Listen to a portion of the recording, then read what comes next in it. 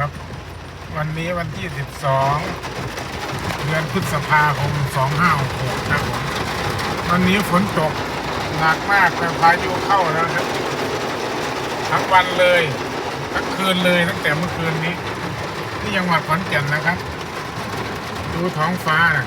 ดูท้องฟ้าครับตั้งแต่เมื่อคืนเลยครับพรุ่งนี้ก็เป็นเลือกตั้งแล้วเลือกตั้งแล้วพรุ่งนี้ก็จะตกอีกครับตกหนักอีกครับฝนตกหนักมากครับฝนตกครับตกแต่เมื่อคืนนี้พรุ่งนี้ก็จะเลือกตั้งผู้แทนราษฎรแล้วครับเนี่ยครับใครจะได้เป็นนายกครับใครก็ได้นะครับเพราะว่าลุงบริหารมา8 ปีแล้ว8-9 ปีแล้วจะ10 ปีแล้ว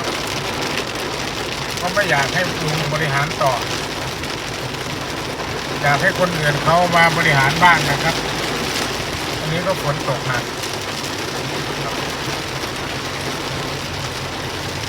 ฝนตกหนักลมแรงครับที่จังหวัดขอนแก่นนะครับเนี่ยดูนะครับครับ